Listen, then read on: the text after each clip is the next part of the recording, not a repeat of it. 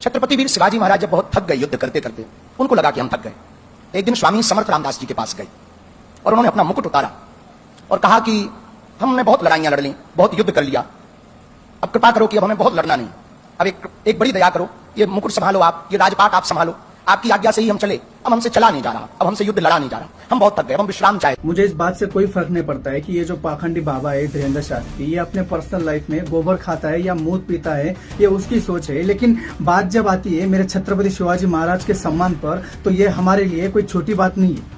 ये पाखंडी बाबा एक मनगढ़ंत कहानी बनाकर बेच रहा है, कह रहा है कि छत्रपति शिवाजी महाराज युद्ध करते करते थक गए और अपना मुकुट उन्होंने स्वामी समर्थ रामदास जी को दे दिया और कहा कि अब ये राजपाट तुम संभालो, मैं थक चुका हूँ। मेरा सवाल ये है कि कहाँ लिखा है, कौन सा इतिहास पढ़ लिया, कौन सा दस्तावेज पढ़ लिया तूने? शिवाजी महाराज वो नाम है जिन्होंने मुगलों के सामने कभी अपने घुटने नहीं टेके, और छत्रपति संभाजी महाराज वो नाम है जिन्होंने अपना सर कलम करना मंजूर किया लेकिन मुगलों के सामने अपना सर कभी झुकाया नहीं। हमारे छत्रपति अंतिम सांस तक अपनी प्रजा के बारे में सोचते रहे और आज उनके बारे में एक ढोंगी बाबा आकर ये कहानी बनाकर बेच रहा है और तुम लोग सुन रहे हो। और ताज्जुब की बात तो ये है कि जिस मंच पर ये सब कुछ हो रहा था, उस मंच पर हमारे महाराष्ट्र के नेता लोग भी वहाँ पर बैठे हुए थे और वो चुपचाप सुन रहे थे, उन्होंने कुछ नहीं बोला, इस बकवास को उन्होंने रोका तक नहीं।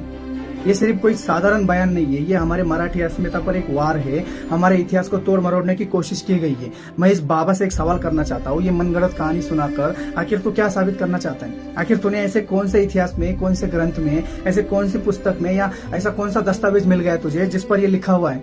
या जब रात को तू सो रहा था तो तेरे बागेश्वर महाराज आके उन्होंने तुझे पर्चे दिया और उस पर यह सब कुछ लिखा हुआ था क्या?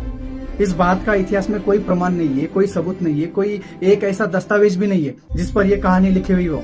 मैं बस जनता से यही कहना चाहूंगा कि पहली बात तो तुम लोगों को किसी बारे में जानकारी होती नहीं है, और दूसरी बात ऐसे पाखंडी लोगों पर तुम भरोसा कर लेते हो। इनका तो यही काम है कि मनगढ़ंत कहानी बनाकर उसे बेचो और अपना झोला भरो। बस सदियों से ये लोग यही तो करते आए हैं, इनका यही काम है।